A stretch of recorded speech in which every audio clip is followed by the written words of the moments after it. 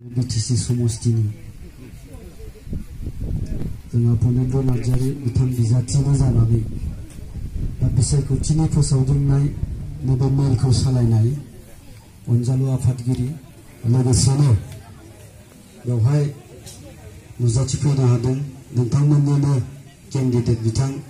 फनेन्द्र नार्जारि आरो दरंगाजुलि ब्लक BPFनि गासै मावथि नोंथांमोन आरो बे ओनसोलनि UPPLनि दरंगाजुलि ब्लक UPPLनि गासै मावथि नोंथांमोन आरो नुजाथिफैनाय गासै रायजो राजा नोंथांमोन दा नोंथांमोनाथ' आंखौ सिनेमायावसो नुयो आरो सिनेमायाव एसे माबा सावलुन बावलुन खरा खंगासो नुयो आरोखि दा नोंथांमोननि बे ओनसोलावबो आं फैखांबाय बेबायदिनो स्टेज प्रग्राम खालामफैदों नोंथांमोना नुगोना नुवाखै मिथिया जायखिजाया मोगथाङावलाय माथो फैनाया बिराद साइसथारहाय होनना बुङो आरो हिनजावफ्रा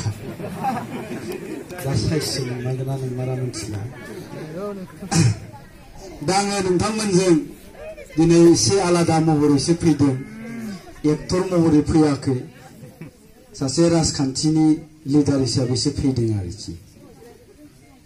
दा ओंखायनो सम सम मानसिफ्रा बुङो बे फैलायालाय कालचारनि मानसियालाय एक्टर मानसियालाय मा राजखान्थियाव फैखोब्रा होननानै दामनांगौलै सुवादखौबो होनलाङो आरोखि दा आं होनदोङो दा बोथोरानो फैदों बोथोरानो थिनदों बोथोरानो सफैदों ओंखायनो आङो राजखान्थियाव फैदों मानोना दिनै दुलाराय BTC ओनसोलावनो गासै रायजो राजाफोर बिथांमोना मोनसे परिबर्तन लुबैदों आरो बे परिबर्तनखौ आंबो लुबैदों जों गासैबो लुबैदों जोंनि BTC हालामनि जेसेबां गोरों गोरा साननो हनो रोंनाय मानसिफोर दङ बिसोर गासैबो दिनै BTCआव मोनसे सोलायनायखौ लुबैदों आरो बे सोलायनायनि आंबो बेरेखा नङा आरो सोलायथारनांगौनि सार्थआव आं दिनै राजखान्थियाव फैदों आरो आं बुंगोन दिनै सोलायनाया निश्चित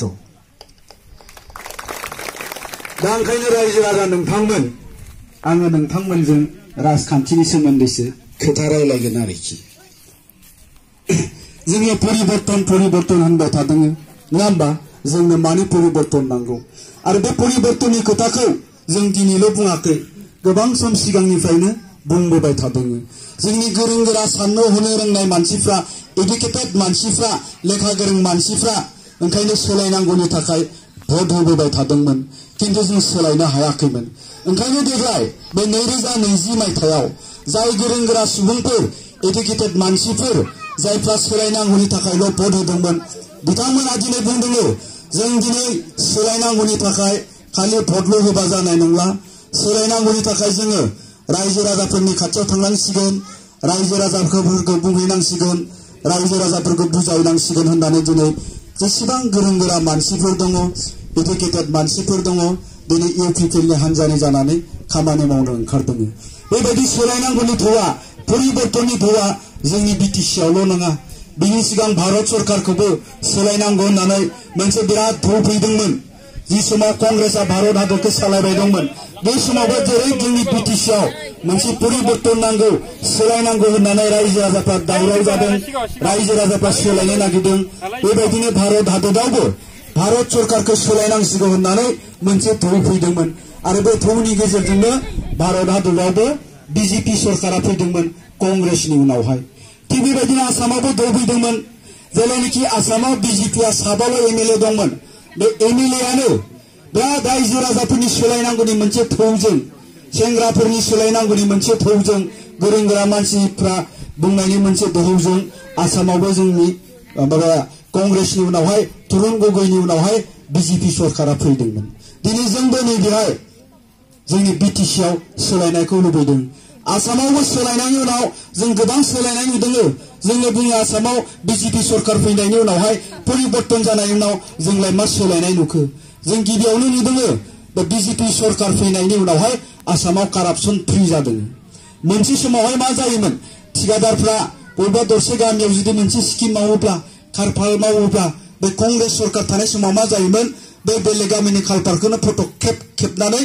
बेखौनो अफिसाव हैना बेजोंनो फैसा दिहुनोमोन बेबायदि कारापसन खालामदोंमोन खामानि मावनाय मावैया उननि बाथ्रामोन दिनै जोंबो नैबे बिटिसिआव मोनसे सोलायनाय लुबैदों परिबर्तन लुबैदों आरो आं बुंदों बे परिबर्तना जागोन मानोना जोंनि गासै रायजो राजा बिथांमोना परिबर्तन लुबैदों नाथाय जोंनि बिटिसिआव जों मानि परिबर्तन लाबोदों लुबैदों जोंनो बबेयाव परिबर्तन नांगौ जे नोंथांमोना नुयो नोंथांमोना जुदि ससियेल मिडियायाव नायोब्ला बातरि नायोब्ला टिभि नायोब्ला नुदों जे दाखालि बावै जोंनि बिटिसिआव जितु 8टा पोस्ट फरेस्ट माबानि ट्रेन्सपर्ट डिपार्टमेन्टनि 8टा पोस्ट बे 8टा पोस्टखौ लानानै इउपिपिएल हानजाया एफआईआर होनाय जादों बे 8टा पोस्टखौ माबोरै होदोंमोन जोंनि बिटिसिनि सेक्रेटारिनि प्रिन्सिपाल सेक्रेटारि बे प्रिन्सिपाल सेक्रेटारिया गावनि फिसालानोबो साख्रि होदोंमोन जेबो इन्टारभिउ होआबालासिनो बेबायदिनो हाग्रामा महिलारिया गावनि बाय बाहागिनो जेबो इन्टारभिउ लायाबालासिनो बे साख्रिखौ होदोंमोन खाम्फा बरगयारिया गावनि बाय बाहागिनो होदोंमोन राजीव ब्रह्म इएमआ गावनि बाय बाहागिफोरनो होदोंमोन दा ओंखायनो जों बुङो बे जोंहा मोनसे सिस्टेम दं बिटिसिआव बे सिस्टेमनि गेजेरजोंसो साख्रिया मोननो नांगौ बिथांमोना माबोरै इन्टारभिउ होआबालासिनो सासे चिफनि बाय बाहागिया सासे इएमनि बाय बाहागिया सासे प्रिन्सिपाल सेक्रेटारिनि फिसालाया माबोरैसो साख्रि मोननांगौ होननानै जों ओंखायनो बेखौ केस होनाय जादों जों मिथिगौ बिनि अनगायैबो दिनै बिटिसिआव साख्रि मोननो गोनांब्ला 10, 15, 20 लाख थाखा होआबा जों रावबो साख्रि मोना दा ओंखायनो जों बुङो बेफोर सिस्टेमाव जोंनो सोलायनाय नांगौ फैसा होआबासिनो जोंनि गथ'फ्रा साख्रि मोननांगोन जाय सिस्टेमनि गेजेरजों जोंनि बे गोरिब गुन्द्रानि गथ'फ्राबो साख्रि मोननांगोन जोंनि गोरिब गुन्द्रानि गथ'फ्राबो लेखा गोरों दं बिए पास दं एमए पास दं बै बिए एमए पास बे दुखियानि फिसाफ्रा साख्रि मोननो गोनांब्ला बिसोर गावसोरनि सार्टिफिकेटजों साख्रि मोननांगोन गावसोरनि ब्रेनजों साख्रि मोननांगोन गावसोरनि मेरिटजों साख्रि मोननांगोन आरो बेबायदि जानो गोनांबा जोङो सिस्टेमाव सोलायनाय लाबोनांगोन आरो सिस्टेमखौ सोलायनो गोनांबा जोङो सरकारखौनो सोलायनो नांगोन जोङो 10-15 लाख थाखा होनो हाया नैबे ओनसोलनि नोंथांमोननि बे बगाजुलि ओनसोलनि जोंनि बेफोर गामिनि न'खरनि मानसिफ्रा न'खरनि गथ'फ्रा बै लेखा गोरों गथ'फ्रा 10-15 लाख थाखा होनानै साख्रि लानो हाया बिसोर गावसोरनि सार्टिफिकेटजोंसो साख्रि लागोन गावसोरनि मेरिटजोंसो साख्रि लागोन ओंखायनो बुंदों बिसोरो बेबायदि रोखोमै जुदि साख्रि मोननो गोनांब्ला जोंनो सिस्टेमाव सोलायनाय नांगोन दिनै क'क्राझाराव थां क'क्राझाराव जायहा 3 ताला 4 ताला कोटि थाखा दं गेदेर गेदेर बिजनेसमेन बिसिनि हिनजावफ्रा गासिबो साख्रि आल्ला गोजा बिसोर मा होननानै बुंदों जों सोङोब्ला बुङो हाब नोंसालाय मानो इसिबां क्ररपतियालाय 30-35 हाजारनि बे बिटिसिनि साख्रिखौलाय मानो मावखो स्टाइलाव मावदोंहाय होननानै बुङो स्टाइलावसो मावदोंनो नुनायाव मोजां नुयो खोनानायाव मोजां खोनायो 15 लाख थाखा होनानै साख्रिखौ लादोंनो बिसोर अफिसाव माजों थाङो अफिसाव स्कर्पिय'जों थाङो लोगोआव सासे ड्राइभार लाफायो बे ड्राइभारनि दरमाया बेसेबां 15,000 थाखा मास मोनसेयाव बे लोगोआव सासे हिनजाव लांफायो गावखौ नेग्रा बेनि बेसेबां होनांगौ मास मोनसेयाव 5,000 थाखा बेसेबां थांगोन 20,000 बिनिफ्राय गावनो बिउटि पार्लाराव देलायनो थाखाय मास मोनसेयाव 10,000 थाखा नांगौ बेसेबां थांखो खरसा दरमाहायानो थोआ ओंखायनो बुंदों बिसोरो मालाय स्टाइलावसो साख्रि मावदोंनो दा जों बुंदों जोंनि गथ'फ्रा बे बगाजुलि ओनसोलनि सोरबा गथ'आ दुखियानि गथ'आ जुदि बे साख्रिखौ लानायमोनबा स्टाइलाव लागौमोन नामा निश्चय लानाय नङामोन गावनि न'खरखौ खुंनो थाखाय बिमा बिफाखौ सिबिनो थाखाय साख्रिखौ लागौमोन किन्तु दिनै नैबे बिटिसिनि जा सिस्टेम बे सिस्टेमाव जोंनि दुखियानि गथ'फ्रा साख्रि मोननो हाया ओंखायनो बुंदों जोंनो बेफोर सिस्टेमाव सोलायनाय नांगौ आरो सिस्टेमखौ सोलायनो गोनांबा जों सरकारखौनो सोलायनो नांगोन बेबायदिनो आसामावबो मोनसे समाव मा जायोमोन आसामाव जेब्ला कंग्रेस सरकार दंमोन बे समावहाय एपीएससी होननाय मोनसे एग्जाम जायो आसामाव बेखौ प्रशासनिक लेभेलनि एडमिनिस्ट्रेटिभ लेभेलनि साख्रि मोनो बे एग्जामखौ पास जायोबा बिडिओ जानो हायो एसडीसी जानो हायो एसडीपीओ जानो हायो बे एपीएससी एग्जामखौ पास जायोब्ला दाना बेखौबो माबायदि जादोंमोन मोनसे समाव जेब्ला कंग्रेसआ सरकार सालायबाय दंमोन बे समाव बे एग्जामखौ पास जानो थाखाय 50 लाख थाखा 60 लाख थाखा 80 लाख थाखा जाय फैसा होनो हायो बिसोर पास जादोंमोन किन्तु उनावहाय आसामाव सरकार सोलायनायनि उनावहाय बिनि सायाव कमप्लेन गोलैनायनि उनावहाय नायबिजिरबाय जे बेवहाय मा जादों एपीएससी एग्जामा आसलते मा जादों घुस लानानै एग्जामखौ पास जाबाय एग्जामखौ दानिया माबायदि पास जायो गावनि मेरिटजोंसो पास जानाय जाबाय बिनि उनावहाय मा जादों जोंनि बर'निफ्रायबो 2018 मायथाइयाव खेबसेनो 9 जन पास जाबाय एपीएससी एग्जामखौ बेनि सिगां खिन्थु जायाखैमोन मानोना फैसाजोंसो पास जायोमोन ब्रेनजों पास जायामोन मेरिटजों पास जायामोन बेबायदिनो दिमा हासावावबो 15 बोसोर जेब्लासिम कंग्रेस सरकारा सालायबाय दंमोन आसामखौ बे 15 बोसोराव दिमा हासावाव सासेबो पास जायाखैमोन बिसोरबो जों बायदिनो दिमासाफ्रा जों बर'फोर बायदिनो जानाय लोंनायाबो एखे नुनायावबो एखे भाषायाबो एखे बिसोरनावबो थाखा फैसा गैया बिसोरबो जों बायदिनो बिनि उनाव मा जाबाय सरकार सोलायनायनि उनाव बिसोरबो 2018 मायथाइयाव बोसोरसेयावनो खेबसेनो 15 जन पास जाबाय आरोखि दा ओंखायनो बुंदोङो जोङो बेफोर सिस्टेमखौ बिटिसिआव नांगौ आरो बेफोर सिस्टेमखौ जों इउपिपिएल दला लाबोनो नागिरदोङो आरो बेबायदि जानो गोनांबा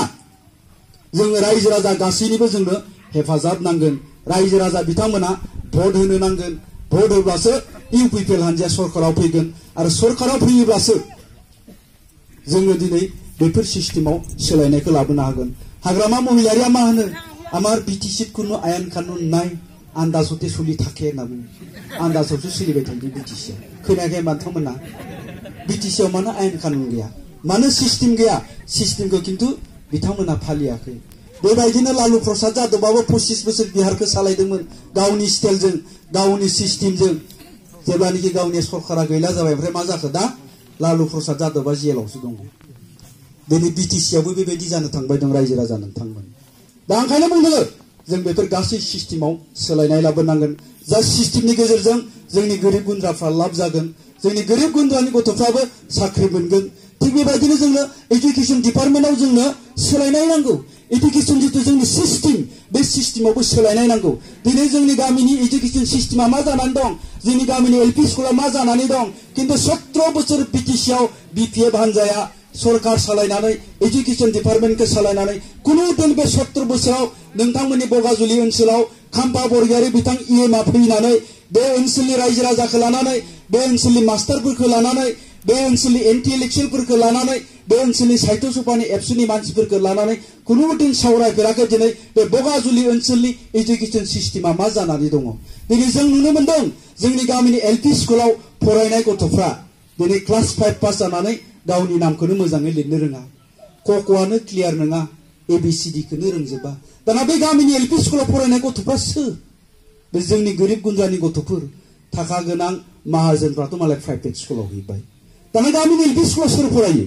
जोंनि गोरिब गुन्द्रानि गथ'फ्रा दाना जोंनि गोरिब गुन्द्रानि गथ'फ्रा मा जागोन जुदि क्लास 5 पास जानानै जुदि बियो जुदि गावनि नामखौनो लिरजोबनो रोङाबा एबिसिडियानो जुदि क्लियार नङाबा नङा होमबा ओंखायनो जों बुंदोङो जों नुबोबाय थादोङो हालेवग्रानि फिसालाया हालेवग्रा खामला मावग्रानि जाग्रानि फिसा खामला मावग्रा थेला बोग्रानि फिसा थेला बोग्रा मानो जादों बेबायदि नङा होमबा खारन जोंनि बे दुखियानि गथ'फ्रा क्वालिटी एजुकेशनखौ मोननो हायाखै बे दुखियानि गथ'फोरनि लेखा रोंनांगौनि लेखा फरायनांगौनि खोथाखौ बिटिसि सरकारा कुनु दिन सानफेराखै जोंनि गथ'फ्रा जुदि लेखा रोङाब्ला बेनो जाबाय थागोन थेला बोग्रानि फिसा थेला बोग्रा खामला मावग्रानि फिसा खामला मावग्रा बेनो जाबाय थागोन जुग जुग दिनैनि उनावहाय 200 बोसोरनि उनावबो बेनो जाबाय थागोन जोंनि गथ'फ्रा जुदि लेखा रोङाबा गैयिनि गथ'फ्रा जुदि लेखा गोरों जानो हायाब्ला ओंखायनो जों बुंदोङो जोंनि दुखियाफोरनि गथ'आबो लेखा रोंनांगोन गामिनि एलपि स्कुलाव फरायनानै जुदि बेबायदि लेखा रोंनो गोनांबा जोंनि गामिनि स्कुलनि जितु अबस्था जोंनि गामिनि जितु एजुकेशन सिस्टेम बियो सोलायनो नांगोन दिनै जोंनि गामिनि एलपि स्कुलाव साबैसे फोरोंगिरि दं सानै बेबो सासेया सप्तासेयाव सानब्रैयानो मायाव थांनांगौ अफिसाव थांबाय थानांगौ सासेल' दा सासे मास्टारा मा फोरोंनो 6टा क्लास दङ इउकेजि 1 2 3 4 5 6टा क्लास दं मास्टारा गोसो जानानै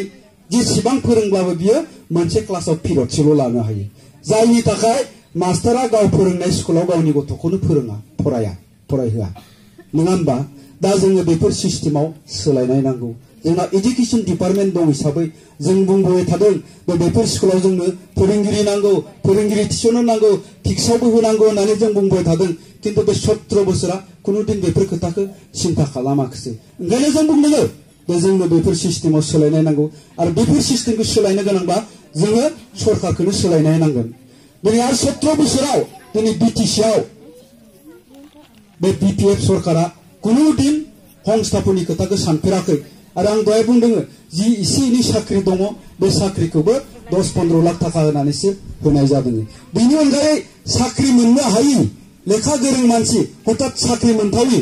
मानसि बैफोरखौ मा खालामदों कुनु हंस्थापननि खोथा सिन्था खालामफेराखै बे 17 बोसोराव जेबो पलिसि लाफेराखै जायनि थाखाय बिटिसिआव दिनै 12 लाखनिख्रुइबो बारा बेकारनि अनजिमाया बांबोबाय दिनै जेबो पलिसि लायाखै बे 17 बोसोराव बै सेंग्राफोरखौ बेकार मानसिफोरखौ बोरै हंस्थापन होनो किन्तु बिनि सोलाय मा खालामदों बै बेकार सेंग्राफोरखौ दिनै इउथ बिपिनि नामाव बिथांमोना खेमाव दोनदों खेमाव दोननानै बिथिंनि भबिष्यतखौ धंस'सो खालामदों इलेक्शन टाइमाव मा खालामो सोरखौबा दम होनो सोरखौबा दोला होनो थाखायल' बिथांमोना बाहायदों 15 बोसोर 12 बोसोर 10 बोसोर थाबोबाय बै इउथ बिपिनि सेंग्राफ्रा किन्तु हंस्थापननि नामाव जेबो मोनाखिसै गोजां बोथोरनि समाव जेकेट होयो जुता होयो फुजा फाथाल फैयोब्ला 1500 रानना होयो बेनि अनगायै जेबो मोननो हायाखै कुनु दिन हंस्थापननि खोथाखौ सिन्था खालामफेराखै बिथांमोना दा ओंखायनो बुंदों बैफोर सेंग्राफोरखौ जोङो हंस्थापन होनो नांगोन आरो सेंग्राफोरखौ जुदि हंस्थापन होनो हायाब्ला जोंनि जितु गामिनि जितु रांखान्थियारि अबस्था गामिनि जितु परिबेक सामाजिक जितु परिबेक बे परिबेकआ मोजां जानाय नङा दिनै बैसोर सेंग्राफ्रा 10-12 बोसोर इउथ बिपिनि खेमाव थानानै मा जाबाय हाबा जानायनिबो बैसो जाबाय गोसथोनायाबो खारसन फैबाय दाना हाबा जानो फैसायानो गैया ओंखायनो मा खालामबाय सोरबा चेयारमेनाव 5000 बिबाय लोगोफोरनाव 100-200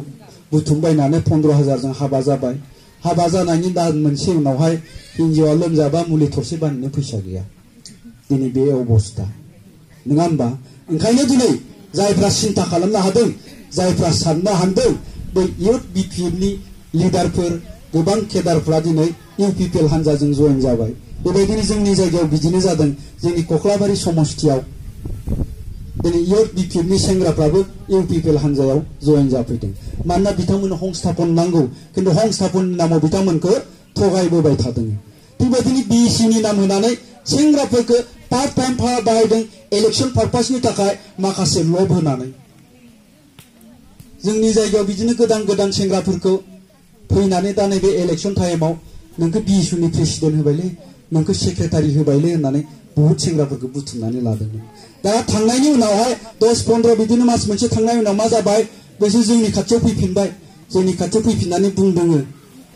बिराद फुल खालामफ्लांबायलै सार बिएसयुआव थांनानै रायजोफोरजों गामियावबो गाज्रि मोनजाबाय बिमा बिफाजोंबो रायजाबाय गोसथोनायजोंबो रायजाबाय जानाय नंलालै होननानै जोंजों जइन जाफैफिनदों आरोखि जों बुंदों मिसा बाथ्रा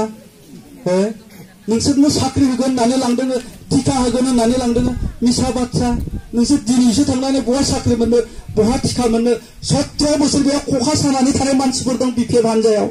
नोंसोर दिनै बहा मोननो गाबोन इलेक्शन बायखांबानो नोंसोरखौ रावखौबो नांला नंगौलै सार ओरै जाबाय बेबायदिनो मा दाख्लै मेट्रिकनि रिजाल्ट होब्ला हायार सेकेन्डारिनि रिजाल्ट होबा एखेबारे बिएसयुनि सेंग्राफ्रा हामफ्ला सिफ्ला थांनानै गामि गामि न' थांनानै 3rd डिभिजन माने आर'नाइ फालि सोहैलाबायबाय आरोखि जों बुंदों सोनो नाङा नङा होमबा सो 3rd डिभिजनखौबो सो किन्तु खोथाया नैबेसो थांनाय बोसोराव नोंसोर मानो बरायाखैमोन बिनि सिगांनि बोसोराव मानो बरायाखैमोन दिनैसो इमान हामफ्ला सिफ्ला बरायहैदों इलेक्शन खाथि फैनायखाय नङा होमबा सोरबा सोरबा बुंहरदों जोंनियालाय फिसाला गेदेरा दाखालि थांनाय बोसोराव 1st डिभिजन मोनदोंमोन फिसाला उन्दैयालाय एबार 3rd डिभिजनसो मोनदों थांनाय बोसोराव 1st डिभिजन मोननायखौनो बरायाखै 3rd डिभिजन मोननायखौलाय मानो बरायफैखो इलेक्शन फैनायखाय होनजाहरबाय आरो लाजिनानै खारबोफिनबाय जानाय नंलालाय जानाय नंला सार नोंसिजों जइन जाफिनसैलै होननानै बहुत जों जइन जाफिनदों जोंजों इउपिपिएलआव नोंथांमोना जुदि ससियेल मिडियायाव नायोबा नुदों नङा होमबा दा बेबायदि आरोखि ओंखायनो बुंदों जोङो बेफोर सेंग्राफोरखौ हंस्थापन होनायनि माखासे पलिसि लानांगोन 17 बोसोर जायखौ बिपिएफ हान्जाया लायाखै जों बिनि पलिसि लानो नागिरदों जोंनाव माखासे कनसेप्ट दं प्रमद बर'नाव माखासे कनसेप्ट दं बैफोर सेंग्राफोरखौ बोरै हंस्थापन होगोन बै सेल्फ हेल्पफोरखौ बोरै हंस्थापन होगोन बिनि माखासे कनसेप्ट लानानै खामानि मावनो नागिरदों सेल्फ हेल्प ग्रुपफोरखौथ' खालि बे इलेक्शन टाइमाव फैनानै पासबुकल' नागिरफैयो नोंसिनाव एकाउन्ट नागिरफैयो फैयोना ज' बुथुमनानै नोंसिनाव फैगोना फैयाखै मिथिया बे इलेक्शन टाइमाव ज' बुथुम फैबाय एकाउन्टखौ बिबाय पासबुकखौ नोंसिनाव एबार 15000 सोनानै होगोन ओरै जाहैबाय नङा होमबा खालि बेबायदि आरो इलेक्शन टाइमाव दा बेफोरजों जोङो हंस्थापन मोनगोन नामा बेफोरजों जोङो सोलिनानै थानो हागोन नामा सेल्फ हेल्प ग्रुपआव साबेसे मेम्बार थायो 10-15 जन मेम्बार थायो बे 15,000 होयोबा बेसेबां गोलैखो हाजारसे होमबा जों मा दिनैनि दिनाव हाजारसेजों गावनि भबिष्यतखौ फाननोसै नामा नङा होमबा जोङो जोंनि भबिष्यतनि थाखाय सो दिनै भट होनो नागिरदों जोंनि गथ'फोरनि भबिष्यतनि थाखाय जोंनि समाजनि भबिष्यतनि थाखायसो जोङो दिनै भट होनो नागिरदों आरो भटखौ होनांगोन जोंहा स्मल स्केल इन्डास्ट्रि होननाय डिपार्टमेन्ट दङ बिटिसिआव स्मल स्केल इन्डास्ट्रि जाय डिपार्टमेन्टनि गेजेरजों जोङो बेकार सेंग्राफोरखौ संस्थापन होनो हायो बेकार मानसिफोरखौ संस्थापन होनो हायो किन्तु बे स्मल स्केल इन्डास्ट्रि डिपार्टमेन्टनि कौटि फैसा फैनायखौ बिपिएफ हान्जाया मा खालामदों हे बिदिनो एखे रोखोमैनो जाय कौटि थाखा दं बिसिनिसो हरदों माबोरै हरदों आंनो 5 लाख थाखा होफै नोंसोरो 25 लाख थाखा लानानै थां 5 लाख थाखाखौ सोर होनो हायो थाखा गोनांखा मानसियासो होनो हायो बेनो थाखा गोनांखा मानसिनो हरबाय 25 लाख थाखा गावा 5 लाख थाखा लाबाय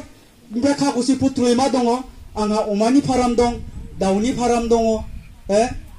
नानि फार्म दङ बेबायदि आरोखि कागजि पत्र किन्तु मोगथाङाव गैया बे फैसाखौ लाना आं मा खालामदों हिनजावखौ लाना बा गवायावसो गिदिंहैदों थाइलेन्डआवसो बेरायनो थांदों नङा होमबा दा बेफोर फैसाफोरखौ जोङो बै बेकार सेंग्राफोरनो होनाय होनबा निश्चय बै सेंग्राफ्रा संस्थापन मोनगोन स्किल डेभेलपमेन्टनि ट्रेनिं होनानै दाउखौ बोरै फियो अमाखौ बोरै फियो नाखौ बोरै फियो मोसौखौ बोरै फियो बेफोरनि ट्रेनिं होनानै बै सेंग्राफोरनि ससाइटिनो सेल्फ हेल्प ग्रुपनो जुदि अमा फिनायनि नामाव 20 लाख थाखा होनायमोनब्ला बे 20 लाख थाखाया फैगौ बोसोराव 40 लाख थाखा जागौमोन बे 40 लाख थाखाया नेक्स्ट बोसोराव 80 लाख थाखा जागौमोन बेबायदिनो सेंग्राफ्रा मास मोनसेयाव 30-40 हाजार थाखा बियो खामायनो हागौमोन आरो बेजोंनो संस्थापन मोनगौमोन बै फैसा खुस्राफ्रा सिं होनबाय दंलै सेंग्राफोर फैसा खुस्रा नालाय सिं होनदों बिसोरो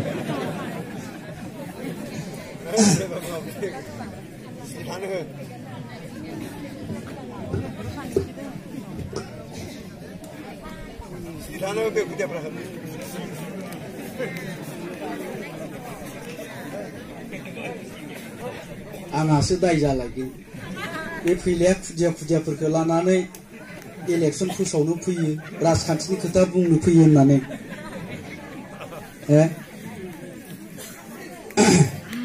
आंखौ नायबाय था मिथिबाय आंखौल' नायबाय था सिनेमायाव सोजोबगोन आं बिसोरखौ दे खिन्थु आंखौ नायबाय थानांगोन दा जोङो बेफोर खोथाखौनो सिन्था खालामदों इउपिपिएल हान्जाया नङा होमबा आरो जोंनि मावनांगौ खामानिया बेफोरनो आरो बेफोरखौ लानानै जोङो बर'फ्रा आन्दलन खालामदोंमोन जों मालाबाबो क'क्राझार टाउनखौ लानानै आन्दलन खालामदोंमोन नामा क'क्राझार टाउनाव बेबायदि अभाब गैया नङा होमबा बिजनि टाउनखौ लानानै जों आन्दलन खालामाखैमोन उदालगुरि टाउनखौ लानानै जों आन्दलन खालामाखैमोन जों बर'फ्रा आन्दलन खालामदों बेबायदि गामि गफाखौ लानानै बेवहाय जोंहा माखासे प्रब्लेम दङ माखासे जेंना दङ सोलोंथाइनि जेंना दङ रांखान्थिनि जेंना दङ समाजखान्थिनि जेंना दङ लामा सामानि जेंना दङ ओंखायनो दिनै रायजो राजाफ्रा बे 17 बोसोरनि उनावहाय दाजाब दानख' खालामनो बाध्य जादों जे जों गोबाव सम आन्दलन खालामनायनि उनावहाय बिटिसि मोनबाय बे बिटिसिजों जाय जायगाखौ लानानै आन्दलन खालामदों बे 17 बोसोराव बैफोर जायगायाव मा मावखो दिनै जों दाजाब दानख' खालामदों नोंथांमोनाबो दाजाब दानख' खालामनानै नाय नंगौना नङा दा बेखायनो जों बुंदों जोंनो सोलायनाय नांगौ सरकारनि सोलायनाय नांगौ जोंनो परिबर्तन नांगौ आरो बे खोथाखौ जोंनो बुङाखै बिटिसिआव थानाय गुबुन गुबुन जाति जनगोष्ठीनि मानसिफ्राबो बुंदों जे आमाक परिबर्तन लागे मिथिबाय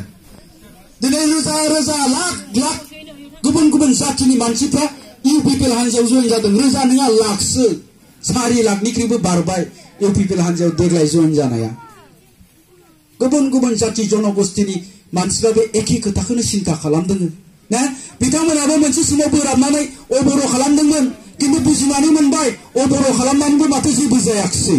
जोंनि गेजेराव दावराव दावसि जाबाय भुल बुजा बुजिसो जाबाय किन्तु जोंथ' जोंथ' जेबो परिबर्तन जायाखिसै गतिके जों मा खालामनांगोन दा जों होनबा जों बिटिसिआवनो परिबर्तन लाबोनांसिगोन बिटिसिनि सरकारखौनो जों परिबर्तन खालामनांसिगोन होननानै बयबो गुबुन गुबुन जातिनि मानसिफ्राबो सिन्था खालामदों दाना परिबर्तना सोरनि दारै सम्भब जागोन बिटिसिआवथ' कुनुदिन बिजेपिआ सरकाराव फैया गतिके बिजेपिजों परिबर्तन जाया Kongresaथ' कुनुदिन सरकाराव फैया गतिके कंग्रेसजों परिबर्तन जाया अबरा कुनुदिन सरकाराव फैया गतिके अबरजों परिबर्तन जाया होमबा सोरनि दारै जागोन बिपिएफनि बिकल्पआ मा दिनै बयबो बुजिनानै मोनदों नोंथांमोनाबो हयथ' साननो हादों बिपिएफनि बिकल्पआनो जाबाय बिपिएफनि अल्टारनेटिभआनो जाबाय इउपिपिएल ओंखायनो दिनै गुबुन गुबुन जाति जनगोष्ठीनि मानसिफ्राबो दिनै इउपिपिएल हान्जायाव जगदान खालामनानै खामानि मावबाय दङ गुबुन गुबुन जायगायाव गावबागाव जायगायाव जों हनै माबाफोर दङ जा मुस्लिम भाइफोरबो दंफायो नै बिथांमोनाबो गावसिनि जायगायाव खामानि मावदों बिथांमोनाबो बुंदों जोङो जि भुल खालामबाय सिगाङाव আগতে আমি যি আবেগিকভাৱে ভোট দিছিল আজিৰ দিনত আমি বিবেকেদি ভোট দিম অকল বৰৰ বিৰুদ্ধে আমি ভোট নিদিওঁ আগতে আমি जोंखौ सिगां हिरा सरनियाया माखासे नंखाय बाथ्रा बुंनानै जोंखौ गोदाव सोराव खालामदोंमोन इमोशनेल खालामदोंमोन आबेगिक खालामदोंमोन हिरा सरनिया बुंदोंमोन बिसोरखौ बे मुसलमानफोरखौ आदिवासीफोरखौ सोरबा दास नाथ कलिताफोरखौ जे बर'फोरखौ देरा होयोब्ला जोङो दखना गाननांगोन बर' भाषा रायलायनांगोन जोंनि गथ' गथायखौ जों बर' मिडियामाव फरायहोनांगोन गतिके बिसोरखौ देरा होनो नाङा जोङो बिसोरखौ फेजेननांगौ होननानै हिरा सरनिया बिसोरनिफ्राय अबर'नि नामाव भट लादोंमोन किन्तु देरहालांखांनायनि उनाव मा खालामखो बियो जेबो खालामाखै दिनै ओंखायनो बुजिनानै मोनदों हिरा सरनिया सासे मिसलिया मानसि दिनै बे गावनि राजखान्थि स्वार्थनि थाखाय दिनै अबर' खालामदों गतिके जों बिथांजों थाला जों दिनै दिनाव परिबर्तन जों थासिगोन होननानै बिथांमोना दिनै इउपिपिएल जानानै खामानि मावदों बेखायनो सोलायनाया निश्चित जों 100% दिनै बिटिसिआव इउपिपिएल हान्जाया सरकार दानो थांबाय दं मालाबा बिपिएफ बुंफ्लांलायलाङो आङो बिपिएफसोमोन नालाय आंबो बिपिएफसोमोन दा ओंखायनो आंबो सानबाय मा जाबावनो बे बिपिएफजोंलाय रावबो गैला बिसोरजों बिसिं थानानैलाय मा जाबावनो मोनजागौबाय आंहाबो आरो बिसिंलाय मानो राननो थाबावलांनानै ग्रोब ग्रोब फैदों आंबो ना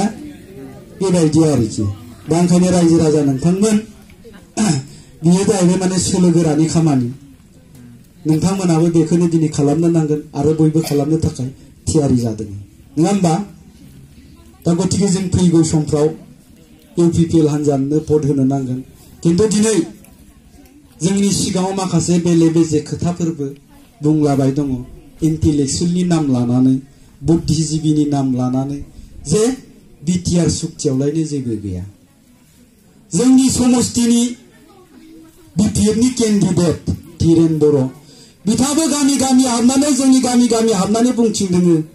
जोंना भटआ मोनसे समाव बर'फोरनि भटआ 70%ल'मोन किन्तु दिनै 80% जाबाय मा खारनाव 80% जाखो बिथाङा गामि गामि हाबनानै बिटिआरआव जेबो गैया प्रमद बर'आ बर'फोरखौ फोथाय खेबस' खालामबाय होननायनि थाखाय बिथाङा गामि गामि हाबनानै बुङो गाव मा मावनो नागिरदों बेखौ बुङा गावहा मा मिशन भिजन दं बेरायलांखांनायनि उनाव समस्तिनि थाखाय मा खामानि मावगोन बेखौ बुङाबासिनो बे थांनानै मा बुंहैयो डाइरेक्ट रायजो राजा नोंथांमोन प्रमद बर'आ बर' जातिखौ फोथाय खेबस' खालामबाय प्रमद बर'आ बर' जातिखौ थगायबाय बिटिआर सुक्तियाव जेबो गैया ओंखायनो जों बुंदों जोंनि समस्तिनि रायजो राजाफ्रा बुंदों जुदि बिटिआर सुक्तियाव जेबो गैयाब्ला नोंथाङालाय मानो सिगनेचार होनाय नोंथाङालाय मानो सहि होनाय बिटिआर सुक्तियाव जेबो गैयाब्ला हाजार हाजार बर'फोर गामि थानाय जायगाफ्राव नोंसोर थाङै थाङै गिदिं गिदिं नोंथाङा मानो आर'नाइ फालि लाबाय थानाय बर' रायजो राजाफोरनिफ्राय मानो धीरेन बर' लं लिभ होजाबाय थानाय जेबो गैयाबाथ' नोंथाङा बेबायदि बरायजानो नाङामोन बे कुइसनखौ खालामदों नङा होमबा ओंखायनो बिसोरो बुङो जोंनो देखायाखैनो जों नुवाखैनो नुवागारा सिगनेचार होयो नामा ब्लेंक पेपाराव सिगनेचार होयो नामा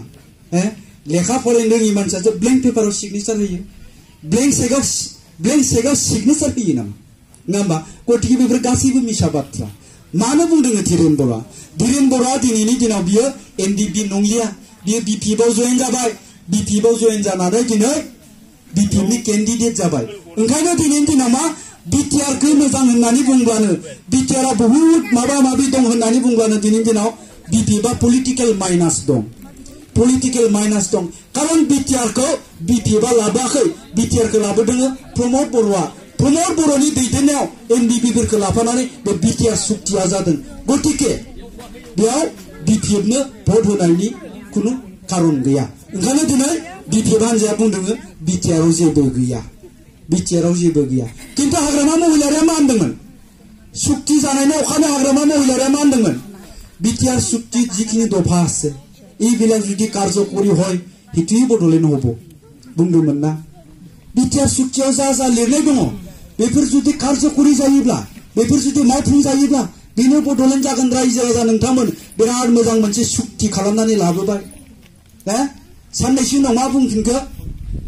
ओइ फाग्ला फाग्ला बिटिआराव रेख'हैनाय बुङाखै होमबा साननैसो उनाव बिटिआराव रेख'हैनाय ओंखारलायबाय आरोखि दाना हाग्रामा महिलारिया थफ्लं थफ्लं बुंफ्लाङोना नंगौ बाथ्राफोरखौ बिटिआरानो बडलेण्ड जागोन होननाय लोगो लोगो मा जाबाय बिनि एडभाइजार नामा सियाल गोथांनो क'क्राझार दतमानि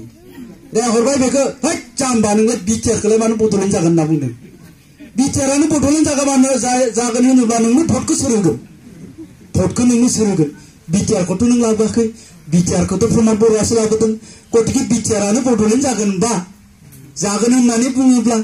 प्रमद बर'नोसो भट होगोन गतिके नोङो नों बुंनायखौ उथायना लाफिन होननानै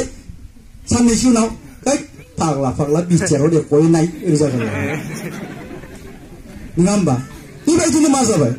बिटिआर सुक्तिनि उनावहाय गोबां इन्टेलेक्सुयेलफोर जोंनि ससियेल अर्गानाइजेसन सामाजिक अर्गानाइजेसननि मानसिफ्राबो बयबो बरायबाय बिटिआरखौ जे बिराद मोनसे मोजां मोनसे सुक्ति जाबाय दिनै बिनि गेजेरजों जों बर'फोरा मोनसे समाव गोलाव समनिफ्राय आन्दोलन खालामबाय थानाय जों जाखो मोननो लुबैदोंमोन जों बेखौ मोनफुंनो हाबाय जायनि गेजेरजों जोंनि बर'फोरनि रांखान्थियारि हालोद सोलोंथाइनि जिथु अबस्था सामाजिक जिथु अबस्था बेफोर गासिबो सुंजाजोबगोन बिटिआरआ मोनसे बिराद मोजां सुक्ति गतिके जोङो बेखौ मावफुंनांगौनि दायित्वखौ बयबो लालायनांसिगोन होननानै माखासे इन्टेलेक्सुयेलफ्राबो बुंबाय माखासे ससियेल अर्गानाइजेसननि दैदेनगिरिफ्राबो बुंबाय बिनि उनाव दिनै जों मा खोनानो मोनफिनलायखो बिसोरबो बुंलायबाय बिटिआराव सुक्ति एक'यै नाय बिटिआराव जेबोआनो गैया बिसोर बिदि बुंफिनलायबाय आरो दा ओंखायनो जों बुंनाङो थारमाने मा बिसोरो हाग्रामानि सेला गोजा हाग्रामानि बायजानाय माफा माफा इन्टेलेक्सुयेल बुद्धिजीबि माने सियालखौ होनना बुङो सियालासो बिराद बुद्धि गोरा सोलो गोरा नङा होमबा जेला हाग्रामाया बिटिआर सुक्तिखौ मोजां होननानै बुंदोंमोन बिसोरबो मोजां होनफादोंमोन हाग्रामाया जेला बिटिआर सुक्तियाव जेबोआनो गैया होनबाय बिसोरबो जेबोआनो गैया होनफालायबाय देट मिन्स व्हाट सासे इन्टेलेक्सुयेल जानानै गोदाव सोराव जुदि फरायाखैमोनब्ला बै समावहाय बे एमसखौ जुदि फरायाखैमोनब्ला नोंलाय मानोथो बर'नि सासे इन्टेलेक्सुयेल जानानै बर'नि सासे बुद्धिजीबि बर'नि सासे गेदेर दैदेनगिरि जानानै मानोथो बुंदोंमोन बिटिआर सुक्तिया बिराद मोजां मोनसे सुक्ति होननानै नङा होमबा नोंथाङाथ' स्टाडि खालामग्रोनांगौमोन निसा बाथ्रा बिसोर जाहैबाय हाग्रामाजों बायजानाय हाग्रामाया जाखौ बुङो बेखौनो बुङो मोनसे समाव 2011 मायथाइनि उनावहाय जेलानोखि प्रमद बर' सारा एबसुआव थानानै नैबे बडलेण्ड डिमान्डनि जिथु गणतान्त्रिक आन्दोलन बे आन्दोलना जेब्ला माने गोबारनिफ्राय गोबारसिन जाबाय नङा होमबा बिराद मोनसे आन्दोलन जाबाय आसाम सरकार भारत सरकारखौ सोमावग्लुंबाय बे समाव हाग्रामा महिलारिया मा होनदोंमोन आं आरो बिपिएफ थासान्दि बर'फ्रा खुनुदिन बडलेण्ड मोना आं बुंदों 110% बर'फ्रा बडलेण्ड मोना बर'फ्रा बडलेण्ड मोननो क्राइटेरियानो मिलाया आरो हायोब्ला आसाम सरकारा बै बडलेण्ड बिग्रा मानसिफोरखौ लाठि चार्ज खालामनांगौ होननानै बुंदोंमोन बिथाङा बे समाव बै इन्टेलेक्सुयेलफ्रा बहा दंमोन दिनै जाय बिटिआर जे बै सुक्तियाव जाय माने सेपारेट स्टेटनि मर्यादा नागिरबाय दं बै इन्टेलेक्सुयेलफ्रा बहा दंमोन हाग्रामा महिलारिया बर'फ्रा बडलेण्ड मोना होननाय समाव बिथांमोना बहा दंमोन मानो सिरि थादोंमोन बे समावबो बुंनांगौमोन हाग्रामा महिलारिया बिटिसिनि सासे चिफ जानानै आरो बर'फोरनि सासे गोख्रों पलिटिकेल लिडार जानानै दिनै बेफोर खोथाखौ बुंनाया भारत सरकारनि खाथियाव आसाम सरकारनि खाथियाव नैबेखौनो बुंनाय जादों जे बर'फोरनि खावसेनोनो बडलेण्ड नाङा बर'फोरनि खावसेनोनो बडलेण्ड नाङाबा जों बडलेण्डखौ बोरैजाय मोननो नङा होनब्ला दा ओंखायनो बै समाव बै इन्टेलेक्सुयेलफ्रा बहा दंमोन मानो बुङाखैमोन दा हाग्रामा महिलारिया दिनैनि दिनाव बिदि बुंनाया गाज्रि जादों बिथाङा बिदि बुंनो नाङामोन बिथांनि बे कमेन्ट्सखौ बे अपिनियन्सखौ बिथाङा उथायनानै लाफिननांगौ होननानै बै इन्टेलेक्सुयेलफ्रा मानो बुङाखैमोन दा ओंखायनो रायजो राजा नोंथांमोनखौ आङो खावलायदों दिनै सोरनिबा ओरैनो खोथा बुंनायाव जोङो गोजावनो गोनां खोथा गैया गुलाय गुजाय जानो गोनां खोथा गैया दिनै बिथांमोना रायजोनि खाथियाव थांनो थाखाय जेबो इस्यु गैया इलेक्शनाव फोसावदिंनो थाखाय बिस्रा जेबो इस्यु गैया जेबो पइन्ट गैया मा होननानै बुंहैनो मा होननानै भट बिनो माखौ बुंनानै भट बिनो दिनै बै बिपिएफनियाव जेबो इस्यु गैया कारण नोंथांमोननि नैबे गामियाव बे 15 बोसोराव खोब सम्भब 9 बार इलेक्शन केम्पेन खालामफैबाय खोमा एमपिनि एमएलएनि बिनिफ्राय नैबे एमसिएलएनि बोसोरसेयावनो बेबायदि जायो जोंनिया होमबा 15 बोसोराव खोब सम्भब नोंथांमोननि जायगायाव बेयाव 9 बार फैबाय बिपिएफआ इलेक्शन केम्पेन खालामनो आरो बे 9 बारावबो बुंदोङो देग्लाय नोंसोरनि नैबे लामाखौ खालामनानै होनोसै भटल' होदो बारग'लांलायबाय बोसोरसे बिनि उनाव फैलायबाय देग्लाय मावथारनोसै दे थांनायाव ओरैनिखौ मावनायावनो बिनिया थालांबाय एबार भटखौल' होदो देग्लाय जों मावथारनोसै भट होलायबाय आरो थांलायबाय नेक्स्टआव फैलायबाय मावथारना जाथारबायमोनलै नै हास्लाबासै एबार मावथारनोसै होनलायबाय बेबायदिनो थांबाय 15 बोसोरा दा दिनैनि दिनाव बिथांमोना नोंथांमोननि खाथियाव फैनानै बुंफैनो लाजिनाय मोनदों कारण रायजोफ्रा रावबो फोथायनाय नङा बे एबार नोंसिनि नैबे लामाखौ फाक्का लामा खालामना होनोसै दिनै रायजोफोरनि खाथियाव थानाय बिथांमोना बेबायदि खोथा बुंहैनो हायाखै कारण रायजोफोरखौ बिथांमोना गोबां प्रतिश्रुति होबोबाय खिन्थु खामानिखौ मावाखै ओंखायनो दिनै बिथांमोना मोनसे पइन्ट लादों मोनसे एजेन्डा लादों जे बिटिआर सुक्तियाव जेबो गैया प्रमद बर'आ रायजो राजाखौ फोथाय खेबस' खालामबाय बेबायदि आरोखि दा ओंखायनो आङो रायजो राजा नोंथांमोनखौ खावलायदों जों दिनैनि दिनाव जोंनि भबिष्यतनि थाखाय भट होनांगोन जोंनि गथ' गथायनि भबिष्यत जोंनि गामिनि भबिष्यत जोंनि समाजनि भबिष्यत दा जोंनिया बै हिनजावफ्रा थाब थाब थगायजानो नागिरो आरोखि खुन्दुं जुदि बान्दोलसे मोनबाथाय लाखोमाबोलायो ओरैजाय साथा लानानै लाखोमानानै सोरबा नुबाय नामासि खुन्दुं बान्दोलसे मोनबोबा जिखौबोथ' दाया जि दायो नामा बाजैमोन आंथ' हाबा जाथ'वाखै दे जिबो दालिया खिन्थु खुन्दुङाव बिराद लब जायो गोदोबो मामोन गोदोथ' बिराद जि दायोमोन बर' हिनजावफ्रा खिन्थु सक बाजाराव बारा थांनो मोनथारामोन सक बाजाराव थांबाय थाग्रा हिनजावखौ आखल गैयि हिनजाव होननानै बुङोमोन आरोखि ओंखायनो मा बे खुन्दुंखौ हौवाफ्रा लानानै फैयोमोन आरोखि फिसाइफ्रा लानानै फैबाथाय मा जाबाय दाना हिनजावफ्रा सकाव थांनो लुबैनानै बाजाराव थांनो लुबैना आयु बिफा माबायदि खुन्दुं लाबोखिसै नोंलाय बेबायदि नङामोन हाय जाबाय फिसाय आरो रोंलाय लाङालां लायदो नोंनो लायदो जाबाय बाजाराव थांनो मोनलायबायना थांनानै सोलायबाय नङाबा दखानदारा बे एखे खुन्दुंखौनो हरफिनलायबाय गाव लाबोनाया जागारलायबाय आरोखि ओरैनोसो होनदों दै रागा जोंलायगोन दा दिनै फैलाया मा होनो बे होसो दाहाय होसोदो होनबा बेबायदिनो होसो जाखांबाय जों मेन्देलाजों आंजों बै माबाखौ होननाया आङो मोनसे खोथा होनदोंमोन आं बे जोंनियाथ' हिनजावफ्रा खालि माबा चेयारमेन नागिरबाय थायो नालाय बेखौ होनदोंमोन आरोखि बे हिनजाव मानसियालाय बोरै चेयारमेन जानांगौ चेयारमेन होननाया माने जायो चेयारमेनथ' चेयार जाबाय बे जिरायग्रा मेन माने हौवा मानसिखौसो होनदों चेयार वमेन गैया डिक्सनारियाव गतिके हिनजावफ्रा चेयारमेन जानो मोना होनना बुंदोंमोन आं आरो हिनजावफ्रा जुदि चेयारमेन जानो मोनोब्ला जों हौवाफ्राबो नार्स जानो मोननांगोन ओजाय होनदोंमोन आरो जोंनिया सुबुं अनजिमाया खमायगासिनो दङ मालायनि आखायावसो थांहां बिटिसिया गतिके बै हिनजावफ्रा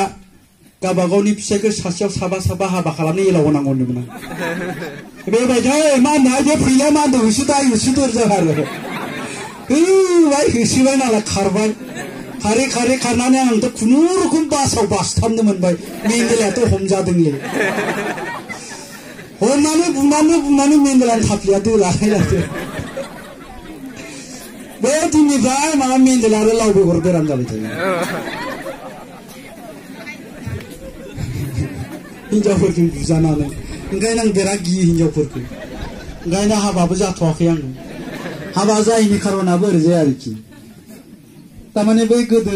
साबोन थरसे बायबा थरसे फ्रि मोनोमोनलै बाय वान गेट वान फ्रि होनना बुङोमोन आरोखि थरसे बायबा थरसे लोगोआव मोनफैयो ओरैनो साबोनखौ ओंखायनो आंबो सानदों मा ओरैबायदि नेम फैबासो हाबा जागोन ना बिब'खौ हाबा खालामबा बिनानावखौ लोगोआव मोनबोफानाय ओरैजाय आरोखि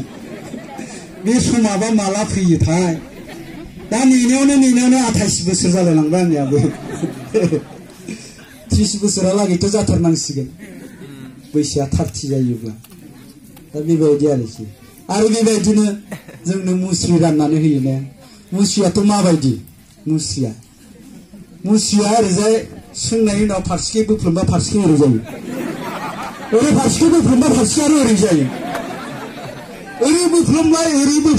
ओरै जालायबाय आबैमोना अखा थंब्ला सोरांला फाफि मुसिया होननानै होनबासो खरस' बस'लाबायबाय मुसि खुन्दुंखौ दिरुंखौ नोंगौना दा बे मुसिजोंनो जोंखौ थगायनो नागिरो बे मुसिनि दामा बेसेबां 130 थाखानो बेखौ बेसेबां फावसार होदों बिसोर मोनथिबाय गांसेयाव 700 थाखा बे मुसिनि दामा 700 थाखानो गांसेयाव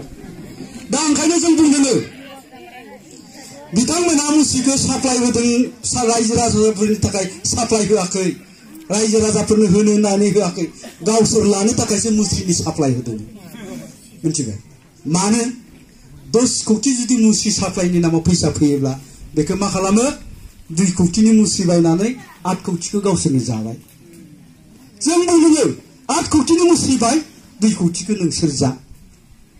700 थाखानि मुस्रि होनायमोनब्ला बे गोरिब गुन्द्राफ्रा लाब जायामोन होनबा कम्बलफ्राथ' माबा सेबबाथाय माथो दैसो ओंखारो ओरैनो ओंखारखायो दा बे मुस्रि कम्बलनि राजनितिजों जोङो गोजावनायनि सम गैया रायजो राजा नोंथांमोन नङा होमबा मुस्रिखौथ' होगोन दिनै बे सरखारनिनो मोनसे सिस्टेम गैजारोङिफोरनो मुस्रि होनांगौ कम्बल होनांगौ होननाया नङा होमबा नाथाय जों होयोब्ला खिन्थु मुस्रिखौ मोजां होगोन आरोखि बिदि होननानै 5 बोसोर मोनबालाय मा दंलै नायसाबाय नामा नङा होमबा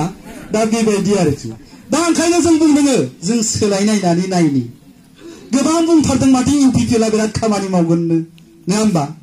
मोजां खोथा बुंदों मोजां सिन्ता खालामदों निश्चय मावमारोब्लाथ' मोजां जागोन जों सोलायनायनानै नायनि 17 बोसोर जाबाय बे मोनसेया गतिके साबसिन मोनो खोमा जों सोलायनायनि मोजां नङाबा जों सोलायफिनलायगोन फैगौ 5 बोसोराव नङा होमबा हमनानै ला आङो सासे मानसिखौ दाहोना लायोमोन नैबे बिथांखौनो आं दाहोना लायोमोन 15 बोसोर थायोबा आंनाव दाहोना जेन'बा आं होनबाय सानसेखालि आंनि हिनजावखौ हाबा जायाखै दिसुं आङो आंनि हिनजावखौ होनबाय आं सानसेखालि जे दाहोनाखौ सोलायनायना नायनोसैलाय बिमा आयु मा सोलायबायनोसै एसे मोजां दाहोनाखौलाय गोसोथोबायसो नामाब्रा दाहोनाखौ हगारहरनो बारा गोसोथोबायसो नामाब्रा आंबा सोलायनायनि 15 बोसोर जाबाय दाहोनायालाय बिराद मोजांमोन बिनिफ्राय साबसिन मोनो खोमा दे सोलायनायनानै नायनि बेबायदि होननानै सोलायबाय दा बै बिथांखौ लानानै फैबाय आं लानानै फैबा नुबाय बेबोथ' हालेवो बे जाखो मावो बेखौनो मावदों खिन्थु बियो बिराद साबसिन होनना बुंबाय आङो साबसिन मारहाय बिफा नों लाबोनाय दाहोनाया माबोरै साबसिन जाखो जे बेलाय माथो लेखाबो रोंगौ एसे बिलिफां जाबा गथ'फोरखौबो ABCD फोरोंलायो माथो लामायावबो बिबार गायलायो माथो साबसिन मारसो नङा होमबा हा गाज्रिसिनबालाय नों थांबा बै सिगांखौ लाफिनसै ना लाफिनलायबाय मोजांसिन मोनबोबाय जों बेखौ नायनायनो हाया नामा नङा होमबा बुंदों बिराद मावगोन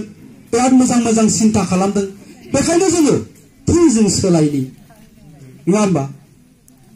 थगायदोंबालाय माथो फैगौ बोसोरावनो जों सोलायफिनलायबाय दा बेबायदि आरोखि ओंखायनो रायजो राजा नोंथांमोनखौ आङो खावलायदों दिनै नोंथांमोननि नैबे दरंगा जुलिनि जा केन्डिडेट बिथां फनिन्द्र नार्जारि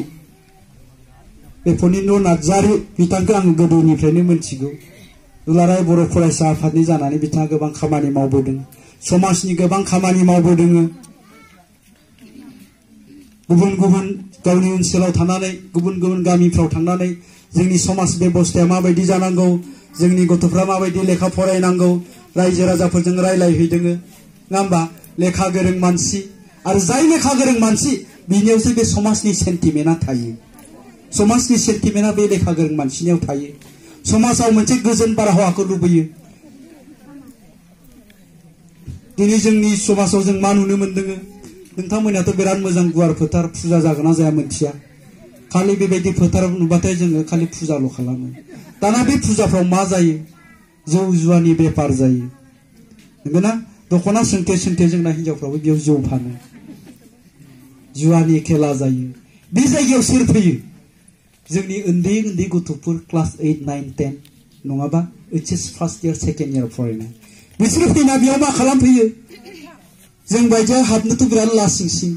दखनाखौ ओरै बोरलाना नायबा बिसोरखौसो नुयो फेनानै आरो ओरै जानांगौ मबाइल ओरै नायबाय दं नङा होमबा दा बेफोरजों जोंनि समाजा माबायदि जागोन फालाय जोंनो बेफोर बेबस्थायाव मोजां नांगौ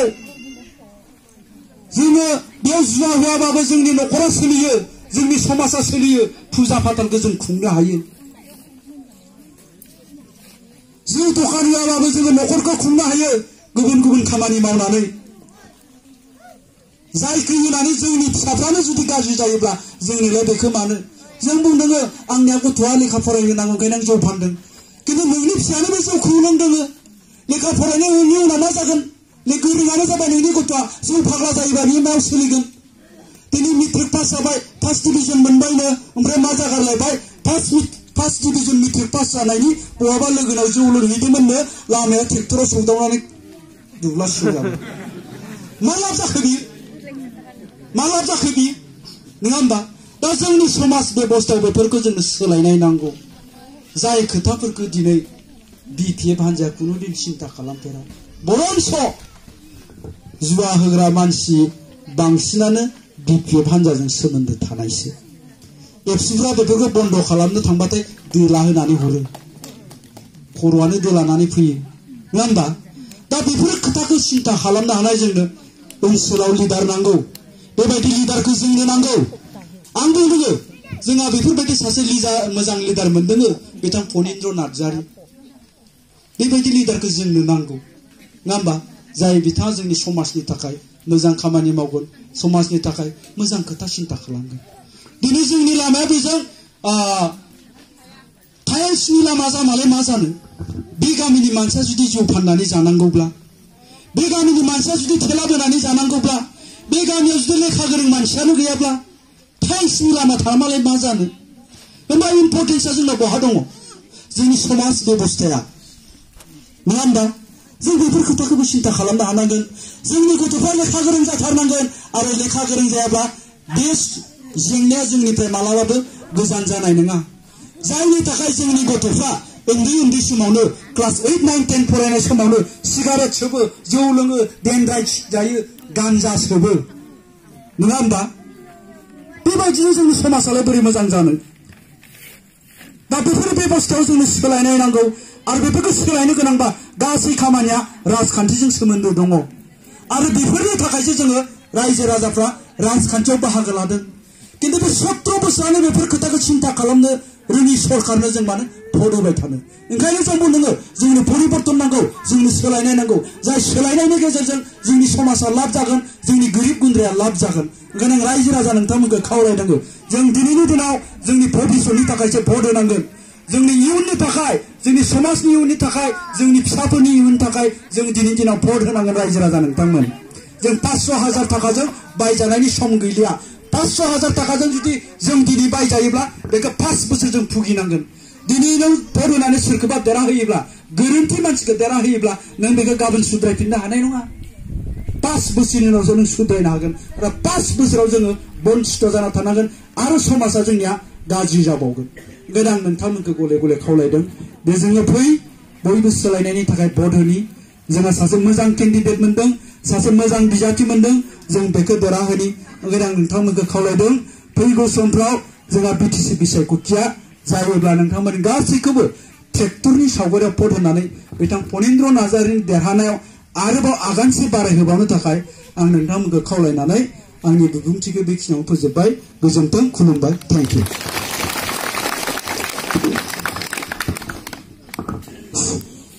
साबायखर थाबाय आदानिसिम जोंनि हांख्रायनाय लेखायै जोंनि समाजाव फैनानै नैबे बगाजुलियावहाय नोंथांमोननि सिगाङाव राजनिति आरो समाज गासैखौबो लानानै गुवारै बुंथिलांबाय नोंथांमोना सासे फावगिरि हिसाबै माखासे गेजेरावनो नोंथांफोरखौ मिनिहोबायबो नाथाय नोंथांमोना बेखौहाय गोथौयै लानांगोन बिथाङा मा बुंदों नोंथांमोना गोथौयै लानांगोन बिथाङा बुंदों जे सोलायनायनि सार्थआव जों 15-17 बोसोरनि जि भुगिनांनाय बे भुगिनांनिफ्राय जोङो दिनै जोङो परित्रान मोनो नामा जों माबाफोर एसे गोदान सोलायनाय मोनो नामा बे बुस्थुखौहाय बिथाङा बुंलांबाय जियानो जा नोंथांमोन बयखौबो सोलायनायनि सार्थआव जाहाथे नोंथांमोनहा एसे खोथाफोरखौ सिन्था खालामलायो आं बेखौ खावलायदों आरो आं बेखिनियावनो मोनसे खावलायबावनो लुबैदों ओरै सान्दुं जाबाय ओरै जिरायजागोन नामा ओरैजाय सिङावबो जायगा दं ओमफ्राय बेखिनियाव आं खावलायदों जोंहा